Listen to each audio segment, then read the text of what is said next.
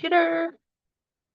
Hi, my name is Arianna Miller, and we are Team 6. This is, Omkar Patil.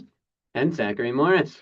and yeah, we are Excel. So our project is Generation of Gamers, how gaming identity evolves across generations. All right, I'll start us off. So, our team analyzed the Gamer Study 2024, which was a national representative survey of U.S. adults ages 18 to 90. The data set includes information about gaming motivations, behaviors, social engagement, and demographic backgrounds. We asked one central question for our project. How does gaming identity differ across generations? We focused on five different types of groups, which were the silent generation, baby boomers, Gen X, millennials, and finally Gen Z.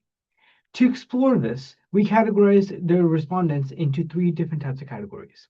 Personal gamers, those who primarily enjoy gaming for relaxation, stress relief, or just solo adventures.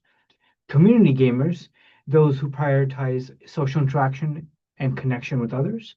And also, finally, balance gamers, those who strongly identify with both motivations. All right. So in the data cleaning, we used Microsoft Excel, began by reviewing the data sheet. And when we began reviewing it, we started with disability, we started with a bunch of other ideas.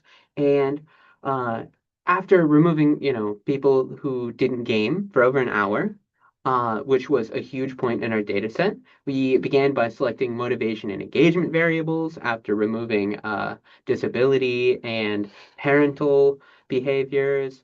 We really wanted to move into it after our problem that we'll get into in a sec. We standardized the generations, and then we formatted social and personal variables. We decided to create our own variable that determined whether a selection of variables, the variables for personal behavior and for social behavior. Variables like whether I believe that gaming teaches me something in the personal, and whether I believe that I game with friends and family and social. We found that when people had one, they often didn't have the other, and vice versa. So that's why we had pretty good data there. We did have an unexpected challenge. Our clean data set crashed multiple times, hence the computer, and our file became completely inaccessible.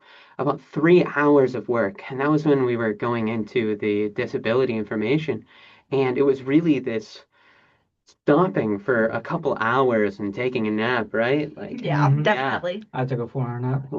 and we decided to pivot to the personal and social behaviors, and that really paid off. I think that we have some amazing data now. Yeah, and basically we used pivot tables, conditional formatting, percentage comparisons, and stacked bar charts to visualize that data that we all cleaned, mainly Zach. And so the way we did our visualization is we used two types of charts mainly. We used donut charts, fancy pie charts, as I call them, mainly because we had two independent variables and we wanted to identify and visualize those independent variables separate to each other. And then and then our second chart was our stack bar chart. And that was so we can visualize those two variables together and see the correlation. And what we found was that the silent generation and the boomer generation and the Gen X, these older generations, happen to be more independent gamers, while younger generations, such as Millennial and Gen Z, were more evenly split. Thank you so much Thank for you. Thank having you. us. Thank Really you. appreciate it. We enjoyed it. Bye.